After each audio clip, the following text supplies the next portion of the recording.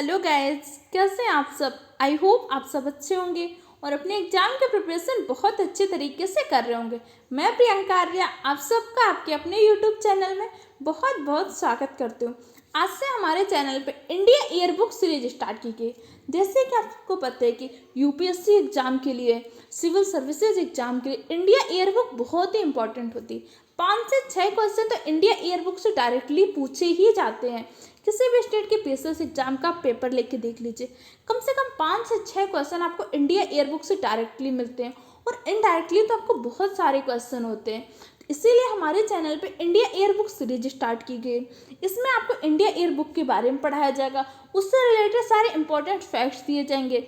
इस तरह से आप अपने जीएस सेक्शन का बहुत ही कम टाइम में आसानी से रिविजन कर पाएंगे। तो चलिए हम डिस्कस करते हैं इंडिया ईयर बुक के बारे में। जैसे देख सकते हैं आप इंडिया ईयर बुक का कवर पेज दिया हुआ है। अब इंडिया ईयर बुक के कवर पेज से आपको बहुत सारे क्वेश्चन बन सकते हैं। बच्चे क्या होते हैं, इंडिया ईयर बुक पढ़ तो लेते हैं लेकिन इससे क्वेश्चन कैसे निकालना है ये कन्फ्यूजन रहता है। जैसे आप देख सकते हैं इंडिया ईयर बुक का 16 एशियन इंडिया का जो समिट हुआ है, तब आपको इसके बारे में इंपॉर्टेंट इन्फॉर्मेशन होती है। समिट कहाँ पे हुआ, किसने अध्यक्षता की, कैसे क्या हुआ। इसके अलावा जैसे आप पीवी सिंधु के बारे में देख सकते हैं, तो पीवी सिंधु के बारे में आपको पता होना चाहिए। पीवी सिंधु किस खेल से जुड़ी, इनका बैकग्राउंड क्या रहा, उस खेल का बैकग्राउंड क्या रहा, ऐसे इंपॉर्टेंट क्वेश्चन आपको डिस्कस करने हैं। तो चलिए सबसे पहले हम पढ़ते हैं आज इसके बारे में। इसी के कवर पेज में देख सकते हैं जम्मू कश्मीर और केंद्र शासित प्रदेश लद्दाख का नया मानचित्र जारी किया गया इंडिया ईयर बुक में। तो इंडिया ईयर बुक होती क्या है, हम कौन से इंडिया ईयर बुक का स्टडी कर रहे हैं, तो हम इंडिया ईयर बुक 2020 को स्टडी करने जा रहे हैं। इंडिया ईयर बुक क्या होती है पहले तो ये पता होना चाहिए। इंडिया ईयर बुक में भारत सरकार की योजनाएं, उनके नवाचार, प्रत्येक मंत्रालय की जो रिपोर्ट होती है उन सब का वर्णन होता है। जैसे अलग अलग मंत्रालय ने कौन सी रिपोर्ट की, भारत सरकार की कौन कौन सी प्रमुख योजनाएं, उन सब के बारे में इंडिया ईयर बुक में वर्णन किया जाता है और ये गवर्नमेंट के द्वारा जारी की जाती है। तो देख सकते हैं इसके कवर पेज में आपको किया गया केंद्र शासित जम्मू कश्मीर। जैसे आपको पता है कि 2 नए केंद्र शासित प्रदेश बने ना आपके, जम्मू कश्मीर और लद्दाख, उसी का मानचित्र का वर्णन आपकी किसमें, इंडिया ईयर बुक के पेज में। अगर आप सबके पास इंडिया ईयर बुक है तो पहले तो आप इसमें ये जो है इसको सही कर लीजिए। इसमें 315 ए दिया हुआ है जबकि 35 ए, ये गलत मिसप्रिंट हो गया है। तो पहले तो अपनी बुक में जाके इसको सही कर लीजिए। अब जैसे देखिए कि आपके 2 मानचित्र दिए गए हैं, ये आपका जम्मू कश्मीर और का मानचित्र और ये आपका लद्दाख का, ये दोनों क्या नए केंद्र शासित प्रदेश हैं। अब भारत में केंद्र शासित प्रदेशों की संख्या कितनी है, राज्यों की संख्या कितनी है, ये आप कमेंट बॉक्स में बताइए या फिर अपने करंट की एक जो कॉपी बना लीजिए नोट्स, उसमें नोट करते जाइए। ऐसे छोटी छोटी चीज़ें करते जाइए जो मैं पॉइंट बता रही हूँ। देखेंगे जब आप रेगुलरली इस सीरीज को फॉलो करेंगे आपको जीएस सेक्शन बहुत ही तैयार हो जाएगा अच्छे तरीके से।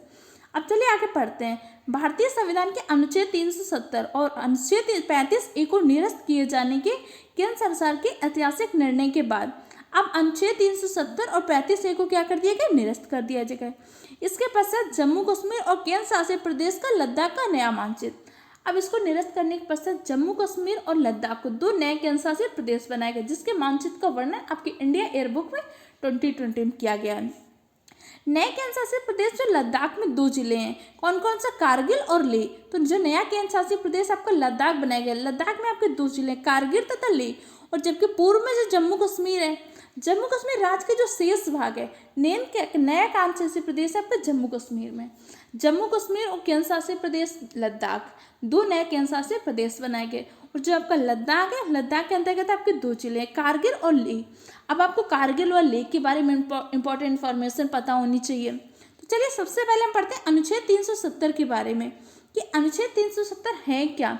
इसको हटाने से पहले इसके क्या क्या प्रावधान थी, कौन कौन सी चीज़ें थी इसके माध्यम से। तो अनुच्छेद 370 इसके माध्यम से जम्मू कश्मीर को विशेष राज्य का दर्जा प्रदान किया गया था। देख सकते हैं अब अनुच्छेद 370 को हटा दिया गया है। अनुच्छेद 370 के माध्यम से जम्मू कश्मीर को विशेष राज्य का दर्जा प्रदान किया गया था। इसके अलावा और कौन कौन सी चीज़ें थी जम्मू कश्मीर में। जम्मू कश्मीर में क्या था, जब विशेष राज्य का दर्जा प्रदान किया गया था तो जम्मू कश्मीर को क्या था, इंटरनल ऑटोनॉमी थी, आंतरिक स्वायत्तता प्राप्त थी। तो भारत सरकार संचार, विदेशी मामले व रक्षा संबंधी मामले, इन 3 मामलों को छोड़ के अन्य मामलों पे कानून जम्मू कश्मीर के लिए नहीं बना सकती थी। तो कौन कौन से मामले थे आपके, संचार था, विदेशी मामले तो रक्षा संबंधी, इन मामलों को छोड़ के किसी भी मामले में भारत सरकार जम्मू कश्मीर के लिए अपने कानून नहीं बना सकती, जबकि अब क्या कर सकती है, बना सकती, क्योंकि अनुच्छेद 370 को समाप्त कर दिया गया है। जम्मू कश्मीर को क्या था, आंतरिक विषयों पर स्वायत्तता प्राप्ति। जम्मू कश्मीर को अपनी इंटरनल ऑटोनॉमी प्राप्त थी, अपने कुछ आंतरिक विषयों पर स्वायत्तता प्राप्ति। कब, जब अनुच्छेद 370 लागू था, लेकिन वर्तमान में क्या हुआ, अनुच्छेद 370 समाप्त कर दिया गया। जम्मू कश्मीर में पहले भारतीय दंड संहिता जो होती जम्मू कश्मीर में नहीं लागू थी, अब वर्तमान में जम्मू कश्मीर में भारतीय दंड संहिता लागू है। जम्मू कश्मीर की विधानसभा का भी कार्यकाल कितने वर्ष का, 6 वर्ष का। सामान्यतः आप अन्य राज्यों के देखेंगे तो विधानसभा का कार्य कितने वर्ष का होता है, 5 वर्ष का, लेकिन जब अनुच्छेद 370 लागू होता तो जम्मू कश्मीर की विधानसभा का कार्यकाल भी 6 वर्ष का था। ये सारी चीजें कब थी, जब जम्मू कश्मीर में अनुच्छेद 370 लागू होता है। इस तरह से क्वेश्चन आपके एग्जाम में बन सकते हैं, इसलिए इन पॉइंटों को याद रखिएगा। अब जम्मू कश्मीर में जब अनुच्छेद 370 लागू होता तो जैसे आपको पता है आपातकाल मुख्यतः 3 प्रकार से लगाया जाता है, वित्तीय आपातकाल, राष्ट्रीय आपातकाल और राज्य आपातकाल। जब जम्मू कश्मीर में आपका अनुच्छेद 370 लागू होता तो इसके तहत आप ना तो जम्मू कश्मीर में वित्तीय आपातकाल लगा सकते थे, ना ही राज्य आपातकाल। आवश्यकता पड़ने पर सिर्फ राष्ट्रीय आपातकाल लगाया जा सकता था।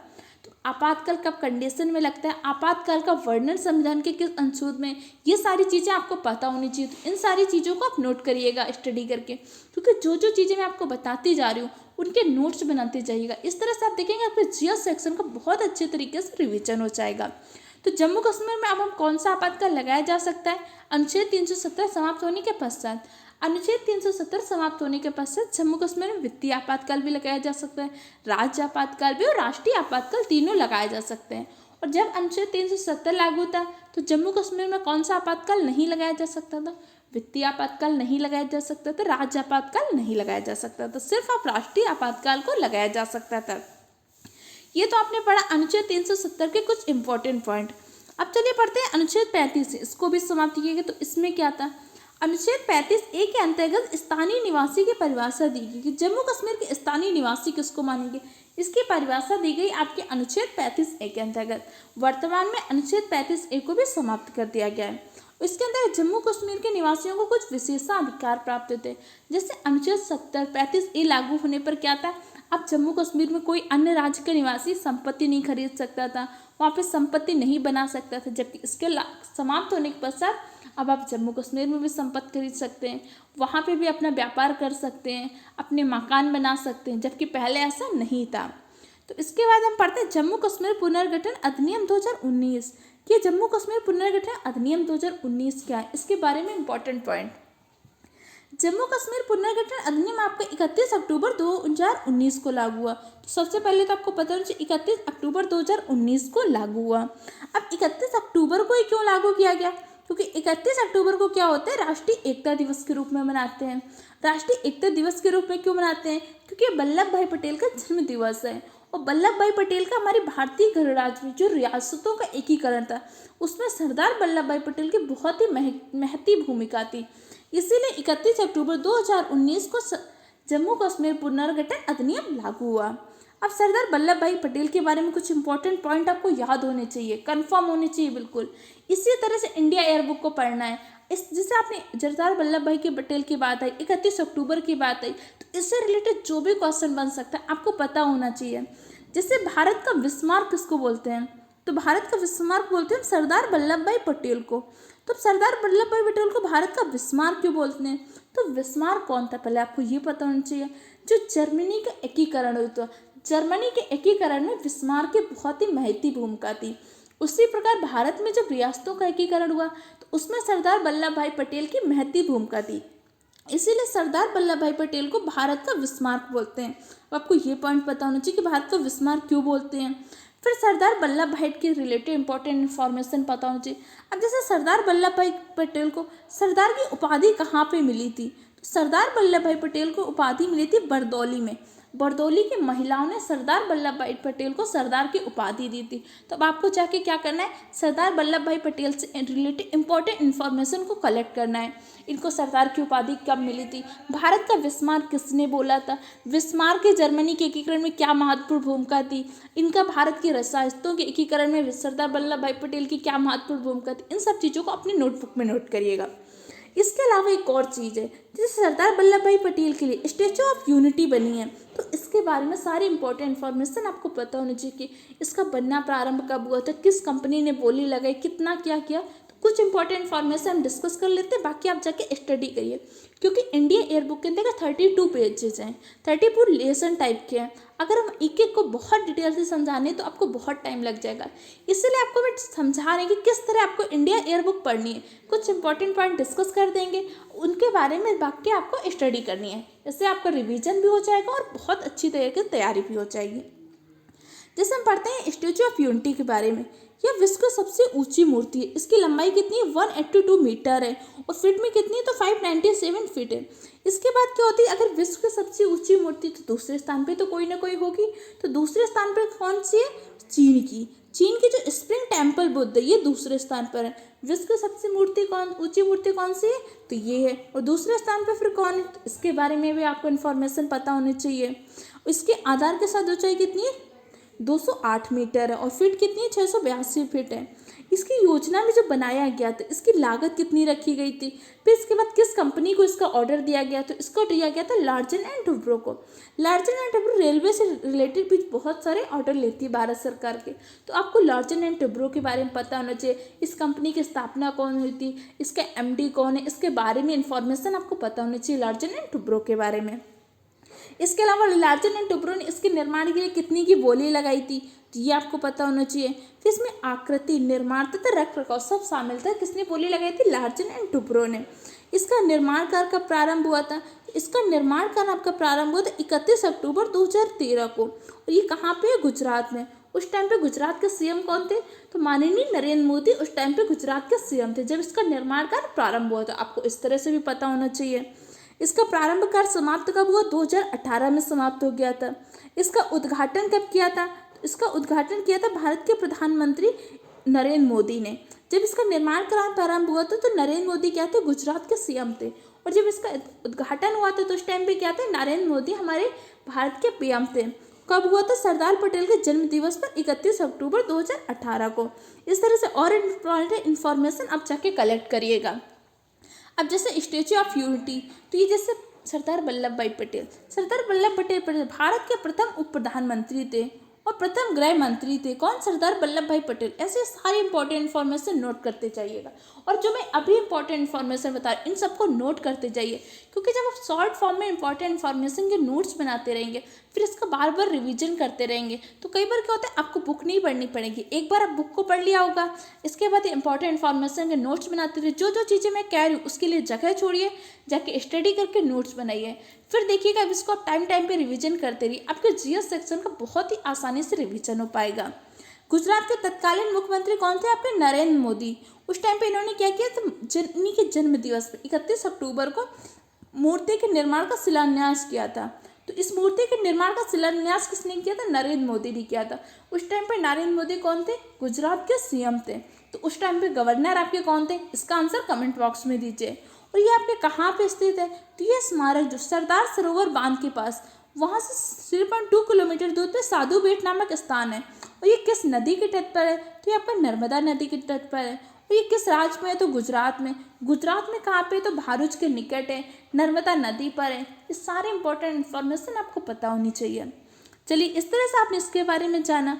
अब जैसे आप पढ़ रहे थे इंडिया एयरबुक में, तो इंडिया एयरबुक में क्या किया था, उसके कवर पेज पे आपको मानचित्र दिया गया है कि 2 नए केंद्रशासित प्रदेश बनाए गए। कौन कौन से, जम्मू कश्मीर और लद्दाख के बारे में। तो आपने देखा कि अनुच्छेद 270 वो 35A को तो समाप्त कर दिया गया।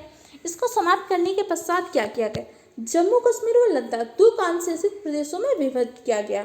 किसको, जम्मू कश्मीर जो राज्य था उसको क्या कर दिया गया, 2 केंद्रशासित प्रदेशों में विभक्त कर दिया गया।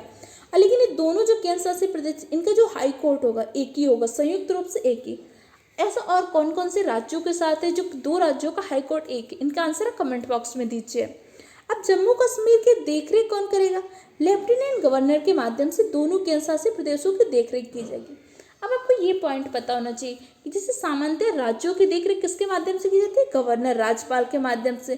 फिर लेफ्टिनेंट गवर्नर क्या होता है, इन दोनों में डिफरेंस क्या होता है। जैसे पता है कि कोई भी केंद्र शासित प्रदेश होता है, इसकी देखरेख की जाती है लेफ्टिनेंट गवर्नर के द्वारा। तो लेफ्टिनेंट गवर्नर क्या होते हैं, राष्ट्रपति के द्वारा नियुक्त किए गए होते हैं। राष्ट्रपति के प्रतिनिधि, राष्ट्रपति के जो प्रतिनिधि होते हैं उसे हम बोलते हैं लेफ्टिनेंट गवर्नर। और जैसे राज्यपाल होता है, तो राज्यपाल क्या होता है, राष्ट्रपति के प्रसाद पर्यंत पर काम करता है। ये दोनों वर्ड में डिफरेंस देखिए, राज्यपाल राष्ट्रपति के प्रसाद पर्यंत तक काम करता है, जबकि लेफ्टिनेंट गवर्नर क्या होते हैं, राष्ट्रपति के प्रतिनिधि ही होते हैं। इस तरह से आज हमने अनुच्छेद 370 के बारे में डिस्कस किया। अनुच्छेद 270 के बारे में धारा जो आपका अनुच्छेद 35A था वो समाप्त कर दिया गया। तो इंडिया एयर बुक के आज हमने कवर पेज के बारे में डिस्कस किया कि इस कवर पेज की इंपॉर्टेंट इन्फॉर्मेशन क्या है और आपको इंडिया एयर बुक को स्टडी कैसे करना है। मेन मोटो है कि आपको स्टडी कैसे करना है ये बताने का, क्योंकि सिविल सर्विसेज के एग्जाम के लिए आपको सेल्फ स्टडी बहुत इंपॉर्टेंट होती है। इसीलिए इस सीरीज में हम एक एक टॉपिक को क्लियर करेंगे, उस टॉपिक से बारे में इंपॉर्टेंट पॉइंट बताएंगे जिनके जाके आपको नोट्स बनाने हैं। तो आप नोट्स बनाइए, इस सीरीज को रेगुलर वे पे देखते रहिए और कमेंट बॉक्स में बताइए कि मैंने नोट्स बनाए। ओके फ्रेंड्स, अगर ये वीडियो हेल्पफुल लगा है तो हमारे चैनल को सब्सक्राइब करें, वीडियो को लाइक करें, अपने दूसरे फ्रेंड के साथ भी शेयर करें। Okay friend, thank you for the watching my video.